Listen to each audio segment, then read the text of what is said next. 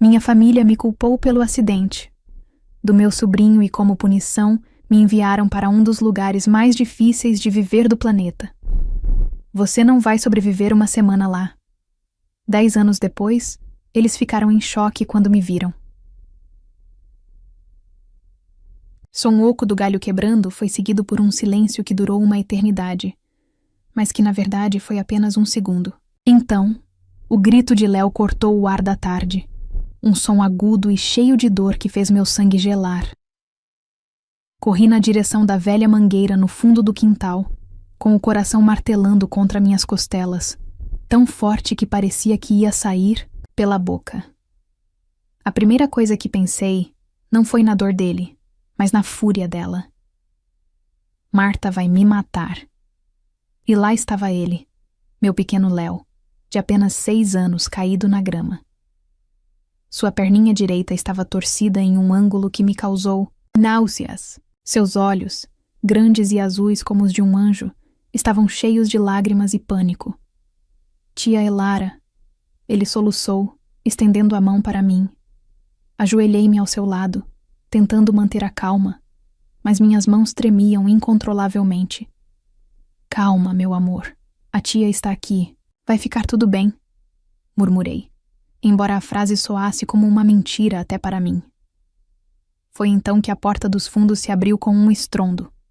Marta, minha irmã mais velha, apareceu com o rosto contorcido em uma máscara de horror que rapidamente se transformou em acusação. Seus olhos não foram para o filho que chorava no chão, mas diretamente para mim. "O que você fez?" ela gritou, a voz esganiçada. Não foi "O que aconteceu?" Foi uma sentença. Ele caiu. "O galho quebrou. Eu estava bem aqui." Tentei explicar, mas as palavras se perderam no ar. Meu cunhado, Roberto, apareceu logo atrás dela, o celular ainda na orelha, provavelmente em uma ligação de trabalho que ele se recusou a encerrar. Ele me lançou um olhar de puro desprezo antes de finalmente se abaixar para olhar o filho. Meus pais, que moravam conosco, saíram para a varanda. Suas expressões eram uma mistura de preocupação e, o que mais doeu, profunda decepção. Em um instante, eu não era mais a tia que cuidava de Léo, a irmã que cozinhava para todos, a filha que mantinha a casa em ordem. Eu era a criminosa.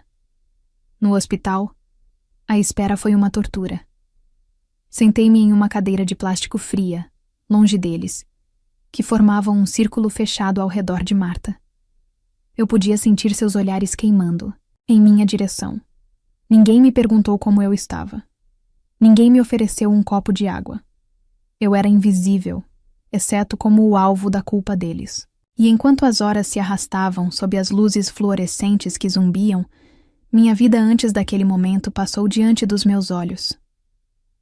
Lembrei-me da carta de aceitação da universidade, com uma bolsa integral para o curso de administração. Lembro-me do peso do papel em minhas mãos, da sensação de que meu futuro estava finalmente começando. Eu tinha 19 anos, e o mundo parecia imenso e cheio de possibilidades. Mas então, Marta anunciou que estava grávida, e com a gravidez vieram as complicações, o cansaço, as reclamações intermináveis sobre como sua carreira promissora seria afetada. "Elara, eu preciso de você." Ela chorou uma noite, semanas antes de eu me mudar para o campus. "Não vou dar conta. O Roberto trabalha o dia todo. Como vou cuidar de um bebê e manter meu cargo?" Meus pais apoiaram a ideia. "É só por um tempo, filha. Família vem em primeiro lugar. E eu, que sempre fiz de tudo para agradar, para ser a boa filha, cedi. Só até você se organizar," eu disse. Mas os meses viraram anos. Léo nasceu e eu me tornei sua segunda mãe. Era eu quem acordava no meio da noite, quem trocava as fraldas, quem o ensinava a andar e a falar. Marta e Roberto focaram em suas carreiras, subindo na vida, comprando carros melhores, uma casa maior, e eu fiquei para trás. Minha rotina era um borrão de tarefas domésticas. Eu acordava antes de todo mundo para fazer o café da manhã. Enquanto eles comiam, eu já estava arrumando a mochila de Léo para a escola. Depois de deixá-lo, voltava para limpar a casa, lavar as roupas ir ao supermercado e preparar o almoço. À tarde, buscava Léo, o ajudava com o dever de casa, brincava com Ellie. À noite, preparava o jantar e ouvia Marta reclamar do chefe ou Roberto se queixar do trânsito. A palavra obrigado era um item de luxo naquela casa, raramente usada. Eu era uma peça da mobília, uma engrenagem na máquina da vida deles que funcionava silenciosamente no fundo. Minha única recompensa era o amor de Léo. Eram os abraços apertados, os desenhos de melhor tia do mundo colados na geladeira, os segredos sussurrados antes de dormir. Por ele, eu suportava a indiferença dos outros. Por ele, eu me convenci de que minha vida tinha um propósito. Eu me agarrava ao amor dele como um náufrago se agarra a um pedaço de madeira, ignorando que para o resto da família eu era apenas útil, conveniente, descartável. O médico finalmente apareceu, com uma radiografia na mão. Fratura na tíbia e na fíbula. É uma fratura feia. Ele vai precisar de cirurgia e de um longo tempo de recuperação com fisioterapia. O choro de Marta recomeçou, mais alto e mais dramático. Roberto passou o braço ao redor dela, fuzilando-me com os olhos. Isso nunca teria acontecido se você estivesse prestando atenção. Ele sibilou, baixo o suficiente para que apenas eu ouvisse. Naquela noite, Léo ficou internado. Voltei para casa com meus pais, em um silêncio pesado e opressor. Eu sabia que algo estava por vir. Eles não iriam apenas me culpar. Eles precisavam de uma punição, de algo que aliviasse a própria sensação de impotência. Eles precisavam de um sacrifício, e eu sempre fui a oferta mais fácil. Quando Marta e Roberto chegaram do hospital, horas depois, seus rostos estavam duros como pedra. Eles se reuniram na sala de estar, e meu pai me chamou com um gesto. Senti-me como se estivesse caminhando para a minha própria execução. Elara, começou meu pai, sem me olhar nos olhos. Sua irmã e seu cunhado tomaram uma decisão, e nós concordamos com ela. Marta me encarou, os olhos vermelhos de choro, mas sem uma gota de compaixão. Você foi irresponsável. Meu filho poderia ter ficado aleijado por sua causa, ela disse, a voz cheia de veneno. Você não tem noção do que é responsabilidade, do que é a vida real. Mas você vai aprender. Eu não disse nada. Apenas esperei pela sentença. O que quer que fosse, eu sabia que minha vida naquela casa, a única vida que eu conhecia há quase uma década, havia acabado no momento em que aquele galho se partiu.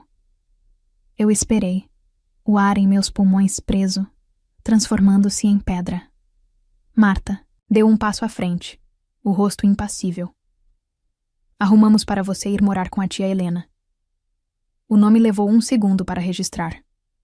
Tia Helena? A irmã da minha avó? Uma senhora idosa que eu mal conhecia, que tinha visto talvez 2 ou 3 vezes na vida em funerais de parentes distantes. Uma mulher que, segundo as raras menções da minha mãe, vivia em uma parte do país da qual as pessoas tentavam desesperadamente sair, não para a qual eram enviadas. O quê? Minha voz saiu como um sussurro rouco. Não, por quê?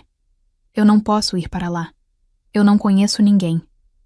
Exatamente, disse Roberto, com um sorriso cruel que não chegava aos olhos. Está na hora de você aprender a se virar. Sozinha, sem o nosso amparo. Marta cruzou os braços, assumindo a postura de uma juíza proferindo uma sentença final. Você precisa ver o que é dificuldade de verdade. Talvez assim aprenda a dar valor às coisas, disse ela, repetindo a frase que, eu sabia, eles haviam ensaiado. Lá, você não vai ter tempo para se distrair. Vai ter que lutar para ter o que comer, para pagar um teto sobre sua cabeça.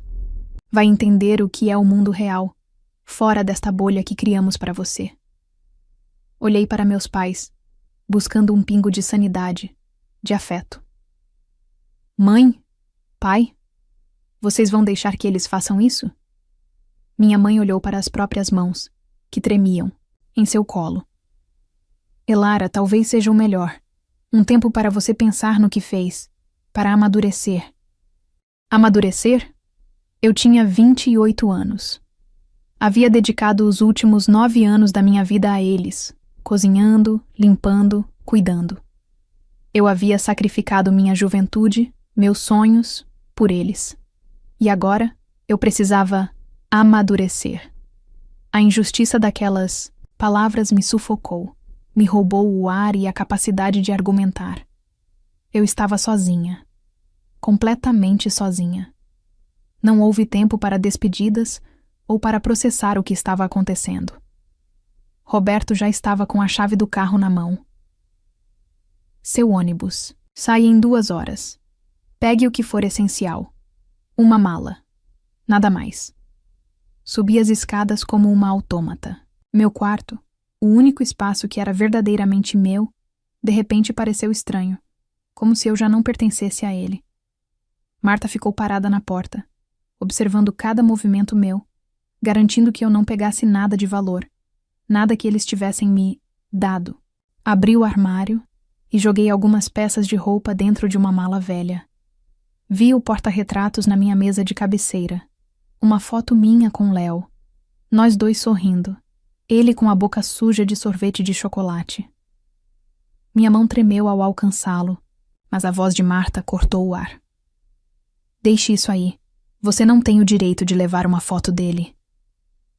Aquilo foi como uma facada no peito. Foi a crueldade final e deliberada.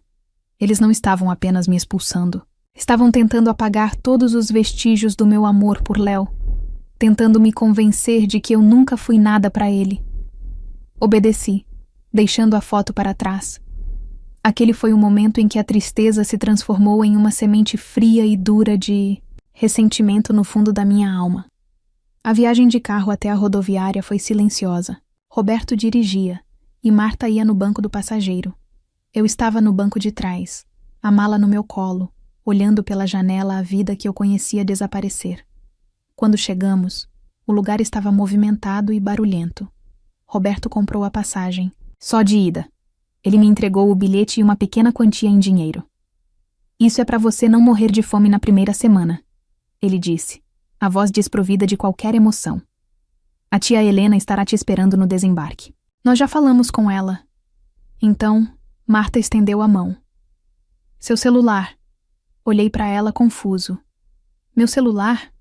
Mas como vou? Você não vai. Ela me cortou. Isso aqui, ela disse, balançando o aparelho que eu mesma havia comprado com o pouco dinheiro que juntava. É um luxo que você não merece mais. E seus cartões também. Com as mãos trêmulas, entreguei a ela meu celular e a carteira, ficando apenas com o dinheiro e meus documentos. Eles estavam cortando todas as minhas pontes, me isolando completamente. Estavam me jogando em um mundo desconhecido sem um mapa, sem uma bússola, sem uma única pessoa a quem eu pudesse pedir ajuda. Eles não esperaram o ônibus sair. Apenas me deixaram na plataforma, viraram as costas e foram embora. Sem um abraço, sem um "se cuide". Nada. Assisti o carro deles desaparecer no trânsito, e a sensação de abandono foi tão avassaladora que minhas pernas fraquejaram. A viagem de ônibus durou quase um dia inteiro. Não dormi. Apenas fiquei olhando a paisagem mudar, de subúrbios arrumados para campos, e depois para cidades cada vez mais pobres e desgastadas. Quando finalmente cheguei ao meu destino, o sol estava se pondo, pintando o céu de laranja e roxo sobre uma cidade que parecia ter sido esquecida pelo tempo. Uma senhora pequena e curvada, de cabelos brancos e pele enrugada pelo sol, me esperava, no final da plataforma. Ela segurava uma placa de papelão com meu nome escrito em letras tremidas. Era a tia Helena. Seus olhos, no entanto, eram surpreendentemente claros e gentis.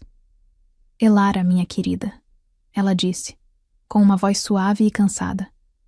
"Você deve estar exausta." Ela me abraçou, e o gesto simples e genuíno de carinho foi tão inesperado que quase comecei a chorar ali mesmo. O bairro para onde ela me levou era exatamente como os noticiários aterrorizantes descreviam. As casas eram amontoadas umas nas outras, muitas com paredes sem reboco e telhados de zinco. As ruas eram esburacadas, e pichações cobriam quase todas as superfícies. Pessoas sentadas nas calçadas nos observavam passar com olhares que variavam entre a curiosidade e a desconfiança. As janelas e portas eram todas protegidas por grossas grades de ferro. A casa da tia Helena era minúscula, mas impecavelmente limpa. Cheirava a café fresco e lavanda. Havia um sofá velho coberto com uma manta de crochê, uma pequena mesa com 2 cadeiras e uma cozinha que era pouco mais que um corredor. Não é muito, mas é um lar, ela disse, como se pedisse desculpas. É perfeito, consegui dizer. Ela me mostrou meu quarto, um cômodo minúsculo nos fundos com uma cama de solteiro e uma pequena janela gradeada que dava para um muro de tijolos. Depois que ela fechou a porta para me dar privacidade, sentei-me, na cama, e o peso de tudo desabou sobre mim. O zumbido da cidade lá fora era diferente de tudo que eu conhecia. Era uma mistura de música alta, cães latindo, pessoas gritando e, ao longe, o som inconfundível de uma sirene. Mais tarde, quando a noite caiu completamente, ouvi outro som. Um estouro seco, seguido por outro.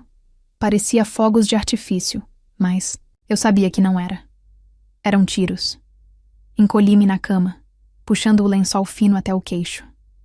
O medo era uma coisa física, uma garra gelada que apertava meu estômago e meu coração. Minha família não tinha apenas me exilado. Eles tinham me mandado para uma zona de guerra, certos de que eu seria engolida por ela.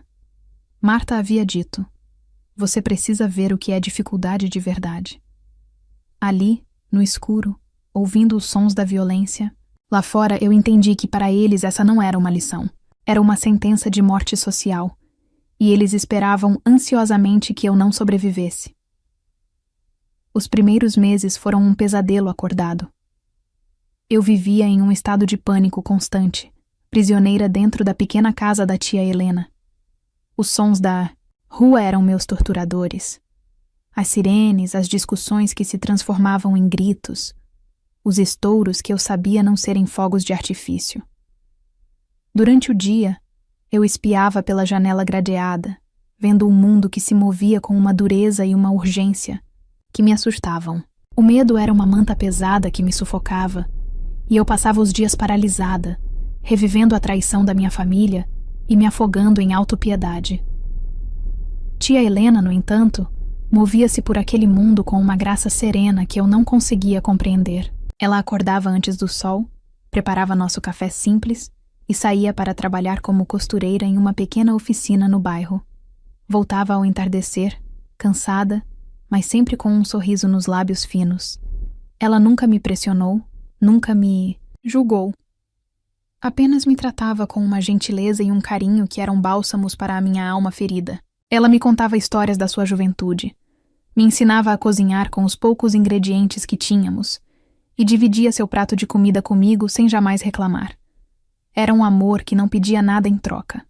Um amor que eu nunca havia recebido, da minha própria mãe ou irmã. Certa noite, depois que um tiroteio particularmente próximo nos fez deitar no chão da sala por quase meia hora, eu estava tremendo, chorando em silêncio no escuro. Tia Helena se aproximou e segurou minha mão. Sua pele era áspera pelo trabalho, mas seu toque era suave. "O medo é um fogo, minha querida", ela disse, a voz calma em meio ao meu caos. "Ele pode te queimar até você virar cinzas, ou você pode usá-lo para se aquecer e iluminar seu caminho. No escuro, você não pode deixar que o fogo deles te consuma. Você precisa acender o seu próprio." As palavras dela me atingiram com uma força inesperada. Ela estava certa. Minha família queria que eu virasse cinzas. Eles me jogaram naquele lugar esperando que eu desaparecesse. Ficar paralisada pelo medo era dar a eles exatamente o que queriam. Naquela noite, algo mudou dentro de mim. O terror não foi embora, mas ele encontrou um novo companheiro. A raiva. Uma raiva fria e determinada. Eu não ia desaparecer. Eu ia sobreviver. Eu ia usar aquele medo como combustível.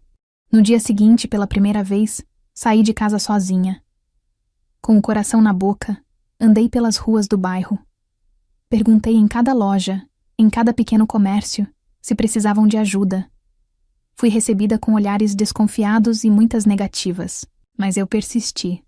Finalmente, o dono de uma pequena mercearia, um senhor de olhar cansado, concordou em me dar uma chance para limpar o chão e organizar o estoque. O salário era uma miséria, mas era um começo. Trabalhei como nunca na vida. Chegava cedo, saía tarde e fazia cada tarefa com uma dedicação feroz. Com meu primeiro pagamento, fiz 2 coisas. Comprei um jantar melhor para mim e para a tia Helena e paguei por um plano básico de internet. A pequena caixa do roteador, piscando em um canto da sala, era a minha janela para o mundo, minha rota de fuga. Minha rotina se tornou brutal. Durante o dia, eu trabalhava na mercearia, lidando com o pó e o peso das caixas. À noite, enquanto a tia dormia e a vizinhança mergulhava em seus ruídos noturnos, eu me sentava na pequena mesa da cozinha com um notebook barato, que comprei em 12 prestações, e estudava. Mergulhei em cursos online gratuitos. Comecei com o básico de administração, as mesmas matérias da bolsa de estudos que eu havia abandonado. Senti uma dor aguda ao lembrar daquela oportunidade perdida, mas agora a dor se misturava com determinação. Depois, avancei para finanças, marketing digital e noções básicas de tecnologia e programação. As noites se tornaram minha salvação. O mundo lá fora podia ser caótico e perigoso, mas na frente da tela do computador, eu estava construindo um novo. Cada conceito que eu aprendia, cada linha de código que eu conseguia fazer funcionar, era um tijolo na fortaleza que eu estava erguendo ao meu redor. Eu dormia apenas 4 ou 5 horas por noite, movida a café barato e uma vontade de ferro de provar que minha família estava errada. Depois de quase 2 anos vivendo assim, comecei a me candidatar a vagas de emprego remotas.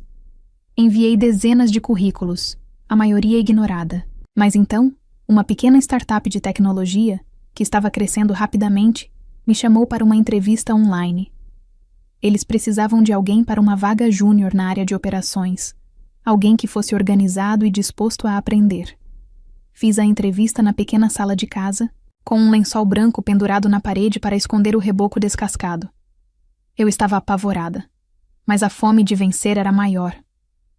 Falei sobre os cursos que fiz, sobre os pequenos projetos que desenvolvi por conta própria. Falei com uma paixão e um conhecimento que surpreenderam até a mim mesma. Uma semana depois, recebi o e-mail. Eu tinha conseguido a vaga. O salário era 3 vezes o que eu ganhava na mercearia. Chorei por 1 hora inteira. Um choro de alívio e de vitória. Abracei minha tia com tanta força que a levantei do chão. Era o primeiro passo real para fora do abismo. Meu talento, antes sufocado sob uma montanha de tarefas domésticas e ingratidão, finalmente floresceu. Eu era como uma planta que, depois de anos na sombra, finalmente encontrava o sol. Absorvi tudo, aprendi rápido e trabalhei mais do que qualquer um. Minha experiência em manter uma casa inteira funcionando sozinha se traduziu em uma incrível capacidade de organização e resolução de problemas. Em 1 ano, fui promovida. Em 2, liderava uma pequena equipe. Com meu primeiro grande bônus, a primeira coisa que fiz foi procurar um novo lugar para morar. Encontrei um apartamento claro e arejado em um bairro seguro, com porteiro 24 horas e uma pequena varanda com vista para um parque. Quando levei tia Helena para ver, ela ficou parada na porta, os olhos cheios de lágrimas. Eu nunca pensei que viveria em um lugar assim, ela sussurrou, passando a mão pela parede lisa e recém-pintada. Nós conseguimos, tia, eu disse, abraçando-a. Você me salvou, e agora é minha vez de cuidar de você. Naquela noite, dormimos pela primeira vez em anos sem o som de sirenes ou tiros. Dormimos com as janelas abertas, sentindo a brisa suave. Aquele apartamento não era apenas um lugar para morar. Era um símbolo. Era a prova de que eu não só havia sobrevivido, como estava começando a prosperar. E eu sabia, com uma certeza que ardia em meu peito, que aquele era apenas o primeiro passo da minha ascensão. O jogo havia apenas começado. 10 anos. 1 década inteira havia se passado. Tempo suficiente para transformar uma jovem assustada em uma mulher que não temia mais nada. Tempo suficiente para transformar um menino com a perna quebrada em um rapaz de 16 anos. Eu sabia que a festa de aniversário de Léo seria na mesma casa, no mesmo quintal, onde minha antiga vida havia se despedaçado. Eles eram criaturas de hábito, afinal. Parei o carro, um sedã de luxo silencioso e escuro na frente da casa. Através do para-brisa, vi a cena. balões coloridos, parentes conversando em grupos, o cheiro de churrasco no ar. Era um retrato perfeito de uma feliz família suburbana. Um retrato que escondia a podridão por baixo da moldura. Respirei fundo, não para encontrar coragem, mas para acalmar a batida serena do meu coração. Eu não estava ali por eles. Eu estava ali por Léo. E por mim. Saí do carro. Eu usava um vestido de seda azul marinho, simples e elegante, sapatos de salto que afundavam levemente na grama bem cuidada, e joias discretas que, eu sabia, valiam mais do que o carro do meu cunhado. Meu cabelo estava cortado em um estilo moderno. E meu rosto, antes sempre tenso e cansado, agora exibia a calma de quem é dona do próprio destino. A primeira pessoa a me ver foi minha mãe. Ela estava colocando os salgadinhos em uma bandeja e congelou, deixando alguns caírem no chão. O prato de plástico escorregou de suas mãos. O barulho fez com que outras pessoas se virassem. Um a um, os rostos se voltaram para mim. As conversas morreram. O silêncio se espalhou pelo quintal como uma onda. Vi meu pai, mais velho, mais grisalho, com os olhos arregalados. Vi Roberto, a barriga maior, o rosto vermelho de surpresa. E vi Marta, minha irmã. Ela me olhou de cima a baixo, e em seus olhos vi um turbilhão de emoções. Choque, incredulidade e, o mais revelador de todos, uma inveja feia e instantânea. Naquele momento, com suas roupas comuns e sua expressão de descontentamento, ela pareceu subitamente antiquada, uma relíquia de um passado que eu havia superado. Eu sorri, não um sorriso frio ou arrogante, mas um sorriso genuíno, calmo e radiante. Olá, eu disse, minha voz clara no silêncio pesado. Espero não estar interrompendo. Foi como quebrar um feitiço. Eles vieram até mim, um de cada vez, com abraços, desajeitados e perguntas atropeladas. Elara, onde você esteve? Meu Deus, você está tão diferente. Por que nunca ligou? Eu respondia a tudo com frases curtas e educadas, sem dar detalhes, deixando o mistério pairar no ar. Meus olhos procuraram por Léo. Eu o encontrei perto da piscina, conversando com amigos. Ele estava alto, quase um homem. Quando seus olhos encontraram os meus, ele franziu a testa, confuso. Eu acenei com a cabeça, e ele começou a caminhar em minha direção, hesitante. Antes que ele pudesse chegar, porém, pedi licença e peguei uma taça de espumante da bandeja de um garçom que eles haviam contratado. Bati levemente na taça com a unha. Com licença, pessoal.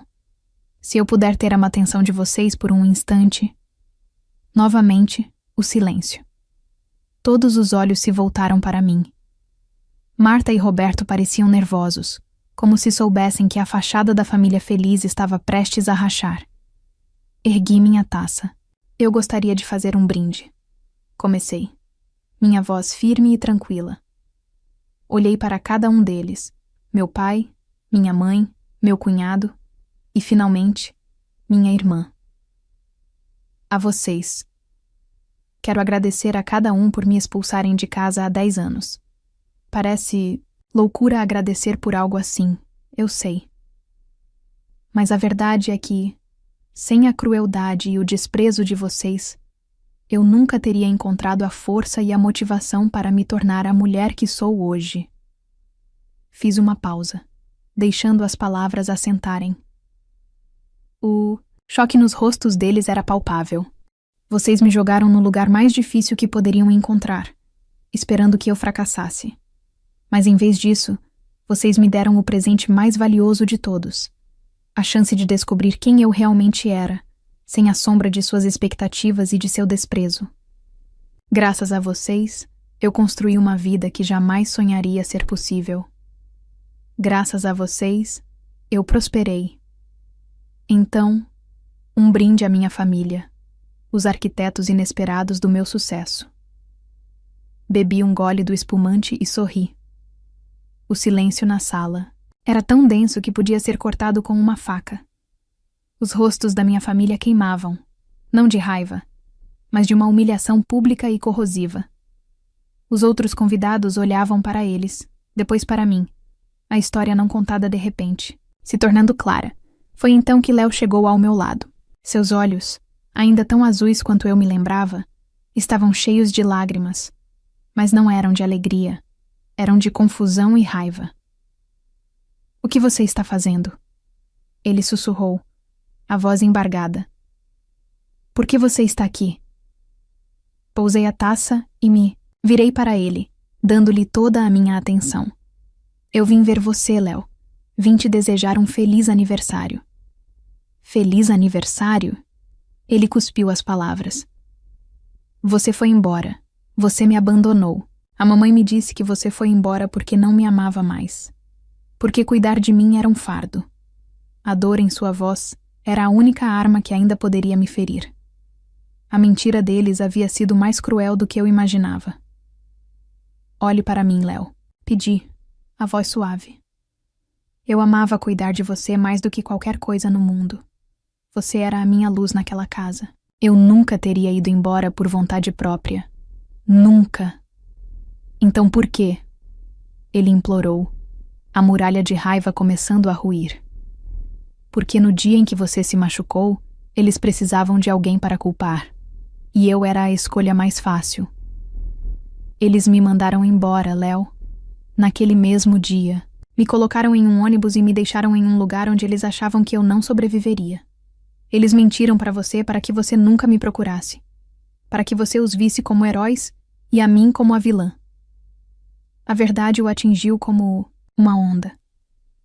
Ele olhou para os pais, que desviavam o olhar, incapazes de encarar o próprio filho. Ele viu a culpa estampada em seus rostos. A admiração que ele sentia por eles, construída sobre uma década de mentiras, se desfez em um instante. Naquele momento, ele não viu mais seus pais. Viu as pessoas que haviam descartado a tia que ele tanto amava. Léo não disse mais nada, para mim. Ele se virou e caminhou até Marta. "É verdade?" Ele perguntou, a voz baixa e perigosa. Marta gaguejou, tentou negar, mas o olhar do filho a desarmou. Aquele silêncio foi a única confissão de que ele precisava. Naquele dia, minha vitória foi completa. Não foi sobre o carro de luxo, as roupas caras ou o dinheiro no banco. Foi sobre a verdade. Eu não só conquistei minha independência e minha paz, como quebrei o ciclo de mentiras que mantinha aquela família unida. E o mais importante de tudo, eu ganhei meu sobrinho de volta. Na semana seguinte, Léo me ligou. Ele se afastou dos dois pais, buscando refúgio e a verdade na tia que ele finalmente reencontrou. Minha família perdeu a única coisa que realmente importava, o amor e o respeito de seu filho. E eu, a engrenagem que eles descartaram, descobri que não fui feita para fazer a vida deles girar. Fui feita para mover meu próprio mundo. E ele era maior e mais brilhante do que qualquer coisa que eles poderiam imaginar.